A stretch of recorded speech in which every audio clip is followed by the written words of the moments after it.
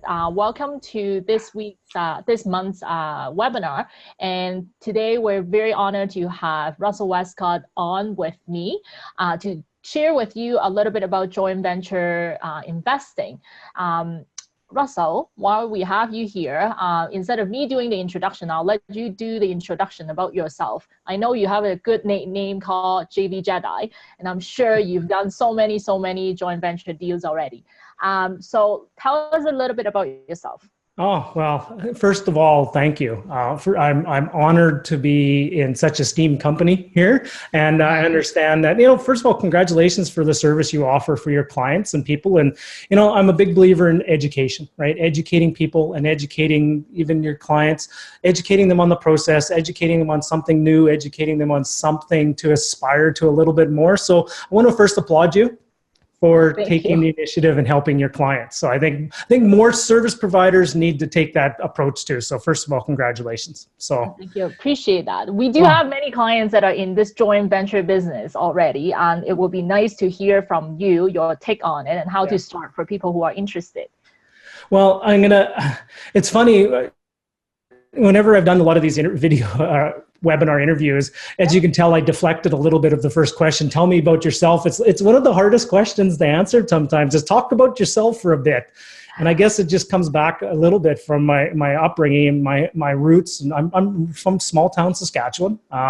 So there's, I'll be first and foremost say there's nothing special about me. As a matter of fact, I often joke that if I can do this, anybody can do this. And here's the thing: I'm also not here to tell you I've done everything. I learn each and every day. That's why I book interviews with people like yourself, because I want to keep learning. And the more you learn, the more you earn, and the bigger you can have your circle of influence, the bigger you will have people that you can have impact. So I guess the really simple way of saying this, the short version of the story was, it would have started way back at the turn of the century, if you will, in 2000. I was having a milestone birthday at that time, and that milestone birthday was, Peter Pan had to actually maybe grow up a little bit, right? And so I was suffering from, I call it the Peter Pan syndrome, right? Sometimes you just never want to grow up, right? So I was sitting in a basement suite. I was renting. I had a big, large car payment. I didn't have much going on for me at the same time. And I had interesting where kind of the light bulb moment kicked on for me is probably where most people's stories start, is mine actually started with watching Oprah. And I saw Robert Kiyosaki on Oprah, and I saw him talk about this whole thing called passive income, which I use it in air quotes because there's nothing passive about it in certain respects, right? And you know what, for there, it just got me on a journey, and I just got really excited about it, and got cited from that. And my first conversation I had after that was with my mutual fund salesman, right? And I knew that the answers weren't there. Then the next path I went down was real estate. And I went to a conference that was out there sharing information about how to get started in real estate. And you know what? It just resonated with me. And I don't know why to this day it resonated with me, because I had no experience in real estate. I have never bought a place. As a matter of fact, where I grew up in small town Saskatchewan, I grew up in a mobile home park. I grew up in a trailer park. And I actually never even moved into a house, or a home, like a house with the walls and not the tin can, until I was probably about 15 years old. So I'd only been in one house. I'd never bought one. And I was renting a basement suite with a roommate in Burnaby, British Columbia. So I was a perfect candidate to dive into real estate. Wow. So that's kind of that's the way back story, really. Well, no, this is great because I have this type A personality. I don't know about you. I'm an entrepreneur. My personality is that once I see something and I want to pursue that path, I have a goal, I want to pursue that path. And next thing that I realize is that I'm beating myself up for not achieving, not doing exactly, or not at the same level as all these people who are so many years ahead of me. And I get frustrated.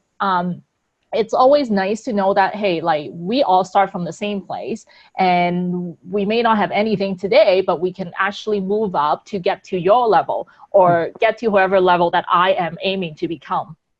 Well, and I'm a firm believer in some of the coaching I've had too, is no matter what level you're at, like quite honestly, I haven't even got started, honest. And when I look at my business and what I've done, I have barely even scratched the surface.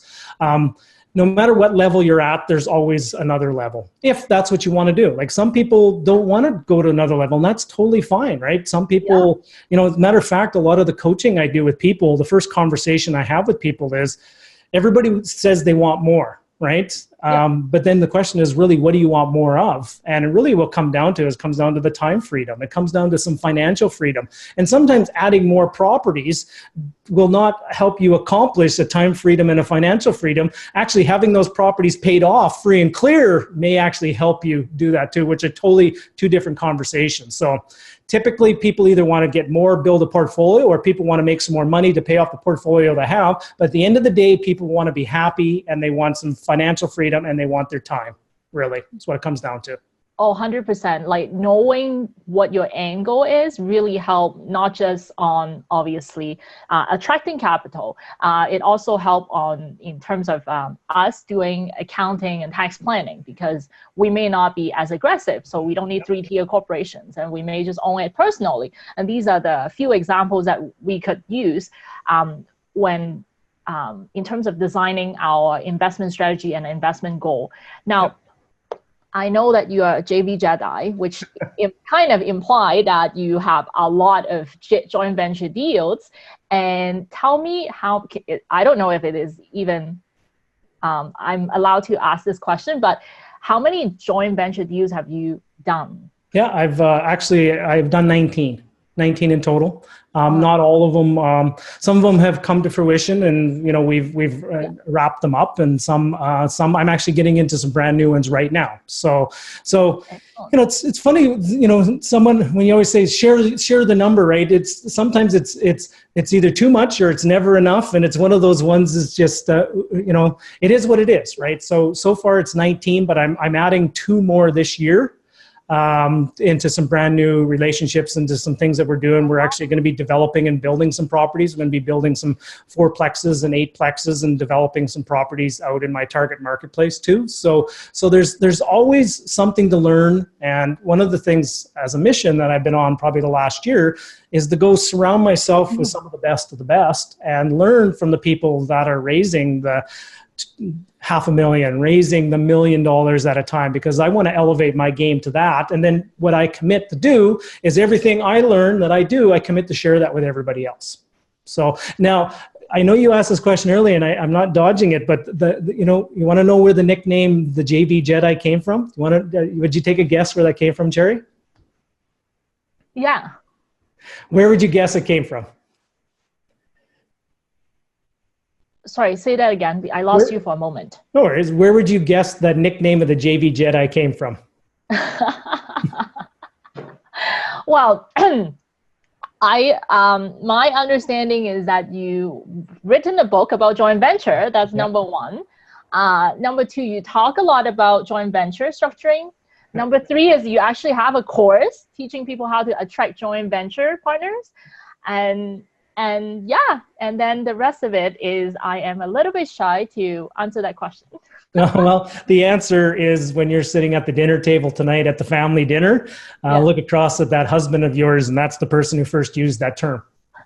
Oh, you mean Erwin? Yes, Erwin was well, go figure. A guy who goes by the handle of Mr. Hamilton for the longest time decided to call me, and it came out as innocent. I think it was just a tweet or something. He tweeted out, he goes, Russell is just sharing, the JV Jedi is sharing all the mind tricks from stage at a presentation I was doing. And I go, I like that, the JV Jedi, because I'm a Star Wars fan at the same time. And one of the things is I never ever used it. I never used it for the longest time. And then about 2 years ago, I actually said, I'm going to pick it up again and I'm going to use it.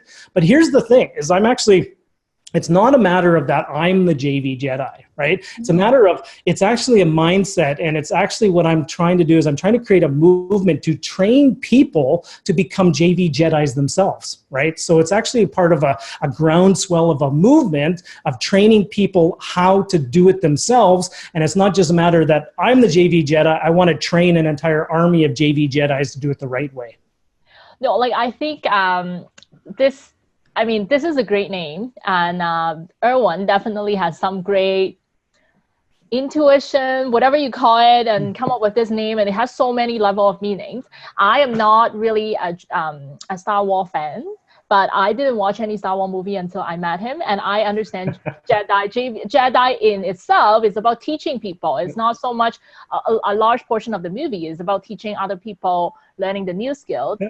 And speaking of that, you have something to share with us, and you brought in your a little bit of a presentation. We have a visitor. Yeah, we have a visitor here.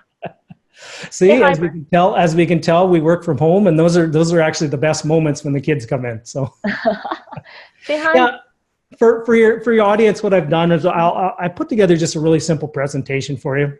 I would call this, the best way to describe what I'm going to share with you is I would call it a primer.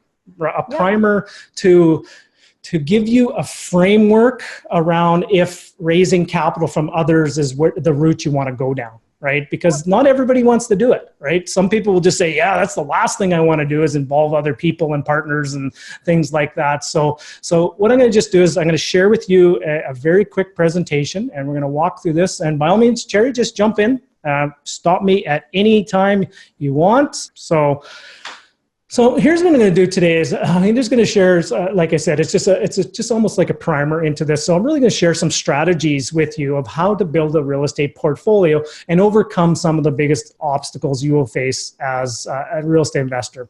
Now, I know we covered this in depth, but I just wanted to just say just some context from who I am and you know why I can deliver this kind of presentation is, first and foremost, I'm a real estate investor, right? I have a portfolio of properties, and some days are better than others, and some days you're dealing with, I think I've had 3 abandoned units already this year, and it's only 20 some days into the calendar year. So all the things that you're going through as a real estate investor, I go through them exactly the same as well.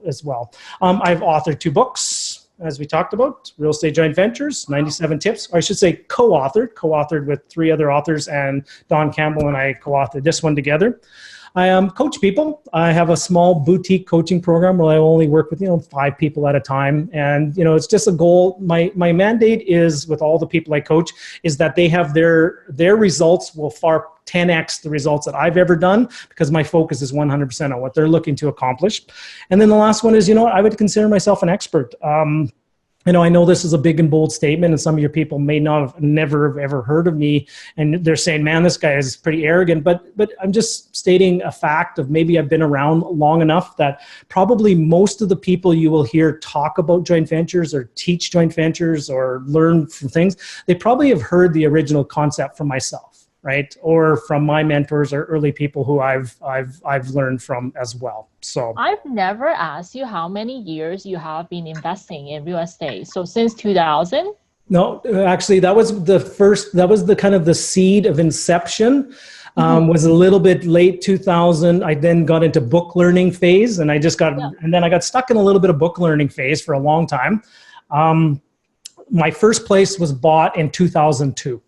Was my first plot property, 12719 122nd Avenue in Edmonton, Alberta. Wow, and you still remember it? Yeah, it was an up-down suited house, and the tenant. And so when I bought it, I did everything wrong. Honestly, I made every mistake in the book. With that, I managed it. I hired a property manager, and the upstairs sat vacant for about 7 months. The downstairs tenant died on me. Oh no. That was my first experience, right? But I didn't deter. So then I actually sold that property. And after I sold that place, after all the expenses, after everything was done, I lost about $700 in the total process. And I figured, you know what? That was probably one of the best learning experience. So understand this for a second. I love to teach and I love to educate. Okay, here's the paradox of education. The best education you will ever get is by actually doing, right? 100%. So I got the best education in the world, and the best education in the world I got was by doing. I bought it the wrong place in the wrong area. I had a manager that I didn't do a good job of that. I learned a lot from that, and then I sold it. So I actually did the entire cycle of owning a piece of real estate within my first year, and you know what? You did all that in 1 year. You sold it in the same year. I sold it within 7-8 months. Wow. From buying it. right? And then I lost some money off that first one, but it was an education. I actually considered that my tuition, right? Yeah, That was a tuition to $700, doing not the too bad. deal, right? Yeah. Yes. But then that was the first place in 2002. My most recent purchase was actually was in 2018. I bought a place in 2018, and then I have some pretty big lofty goals for 2019 to actually grow it again from there. So been active along the way. And I'll be honest, along the way there was a time when I actually, not that I took a break, it was just, my confidence was shooken a little bit because I had some markets that were going, some downward markets and some values that were dropping, and my confidence got a little bit shaken on things like that. And so, I took a break for a little while on properties, but, I'm back in the game, both feet in, doing exactly what I teach as what I do, right? So, because it's not theory, it's all about the real life, real world stuff. So Awesome. yeah. So here's the thing is I've been doing this now of training people. I've been investing for more than 16 years. I've been training people for better part of 14 to 15 years. And if I went across the board and interviewed everybody and we had a big giant whiteboard here and I'd say, what's the biggest obstacle? And I usually frame it with the question is, what's stopping you from achieving your goals? And we get people that just list off everything, right? And they'll list off everything. And if I took all that list of everything that's stopping people from investing in real estate and I put it into buckets, and I put it into 3 buckets, it would come out to the 3 buckets of time, money, and mindset. Those are the 3 biggest obstacles that real estate investors will have to face in order to accomplish their goals. Okay. Of this list, I think mindset is the most important, right? Because once you have the proper mindset, you can actually find a way of attracting the money, and you can actually have some productivity planning, things like that. But here's the thing. Most people don't want to hear a mindset training, right? Most people think that it's, it's soft or fluffy and it's just that kind of stuff. So most people think the biggest obstacle is the money. Right. So that's what I've done is I've gone out and I've trying to solve the biggest problem real estate investors have. And that biggest problem real estate investors will face is the capital, right? Where do you find the money to keep moving forward and build a portfolio? Because this is a fundamental question I will always ask people who has all the money they need to buy all the properties they want, right? And very few people will actually raise their hand if I was doing this in a live environment, okay? And I often joke about that the one person that does raise their hand or 2 people that do raise their hand, I'll walk up to them and I'll hand them my business card to call me. Right? Lead by example. Somebody tells you they have all the money to buy all the real estate. You want to give them your card because you might have an opportunity for them. Exactly, right? So that one question of solving that one challenge about how do people come up with the money to buy the properties and to build a portfolio has led me into this creation of something called the Raising Capital Academy. And it's not a course, it's not a program, it's actually a community. It's funny, I designed this about a year ago, and I'm just actually launching it right now. And I've got probably about 70 some people. You're actually, Cherry, you're part of this community as well. And here's the central theme is it's a community of people helping each other to solve one of the biggest issues in real estate. Okay. And it's not just my teaching and not just all the things I have. It's actually, I've assembled an amazing group of people that are all designed and there to support each other and their journey going forward. So I've seen some really good questions and a lot of activities in the group. Yeah, like I tell you, it's heartwarming. I had visions for what the community would become, and it's actually far surpassed any of my wildest dreams of what it would be. And number one thing is it's because of the people that are in it. They're just people that will give first, that will want to help others, and they're just action takers. They're people that make decisions, and they're people that step up, and they're people that buy properties and take lots of action. Like in there, just onboarded, and it's funny, I just had a conversation with a guy who's part of the community who has a $1.2 billion real estate portfolio, right? Wow, that's nice. Yeah. So that's the kind of people you can learn from. But also don't be afraid of those kind of numbers when I just banter those numbers around. There's many people in there that are just learning how to do it for the first time, right? But that's what we're all there for, is to help and encourage and support and inspire each others to that next level. Okay. So if we understand that the number one challenge you will have is mindset, but nobody wants to learn about mindset. So let's talk about the money. Let's talk about where do you find the money, and let's talk about why it's an important skill that people need to master. And it is a skill. It is, when people sit there and they go, well, how come people are so lucky, and how come they must have all this money? It's actually a skill. It's actually a repeatable, trainable process and a skill that people can learn. And here's one of the reasons why I've identified the reasons why this is important to learn is, number one, is money is required to buy real estate. Right? As harsh as that sounds, it's factual. Here's the good thing is, sometimes it doesn't have to be your money, but money is required to buy real estate. And it's that big brick wall which will stop people. And most people will quit because they don't have access to the capital. Okay, that's the first reason why. No matter how much personal investment capital you have, you will run out of investment capital. And the reason being is because most people that are probably watching this have bigger goals than just buying one place or buying two places. And here's the thing, and you know this, Cherry, is once you bought your third place and fourth place, you actually start getting, not addicted to it, but you actually go, man, it's starting to get easy. I'm getting the system, I'm getting the hang of it. And you just don't stop at three, right? Yeah, absolutely.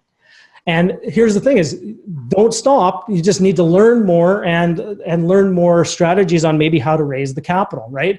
Most people have those bigger goals than just owning properties. And most people have bigger goals than they have resources. That's why people are high performers, is because they have big goals. They have big dreams. They have big visions and aspirations. But at their fingertips, they don't have all the resources right now, and they look for answers. Okay?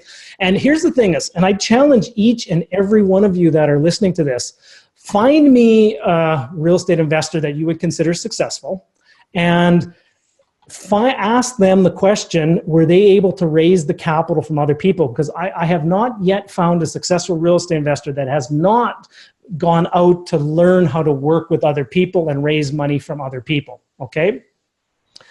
The next one here is, a lot of people are just maybe frustrated with the pace of things, right? So maybe they want a little bit of acceleration. They want some speed. They want leverage, right? Leverage is one of the biggest assets when it comes to real estate. Now we're talking about, if you're going to be working with investment partners, we're talking leverage to the 10x here, right? Because now we're talking about that you're going to be essentially leveraging other people's capital for the down payments, and you're also maybe leveraging the mortgage from the bank. So we're really talking some serious leverage here, which means that you need to be careful, proceed with caution, have more diligence, have more checks and balances in place when you're starting to work with other people's money.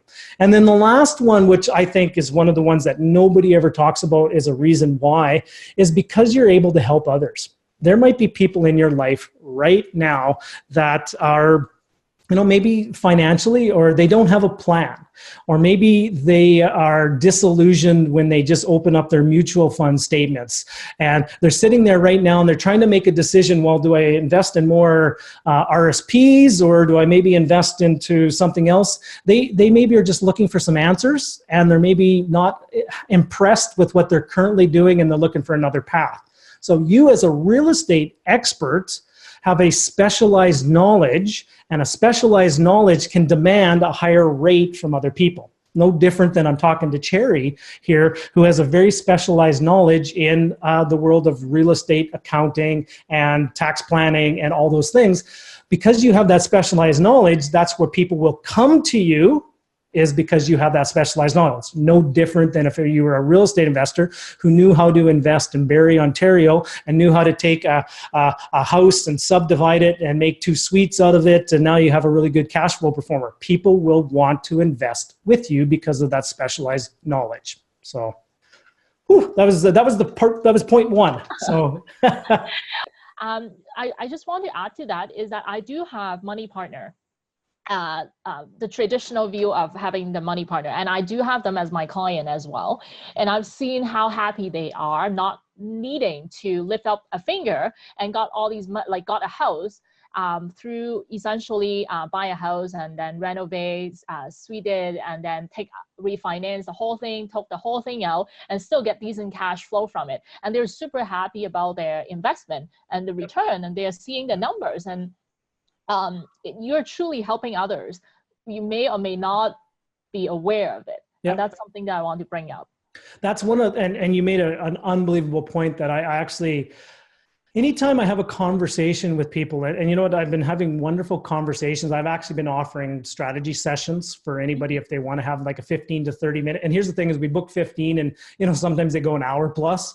But here's the thing is when somebody ever says, well, how do I convince somebody else to invest with me? And I will just stop, full stop, time out, get that word convince out of your vocabulary forever. You're not convincing anybody of anything.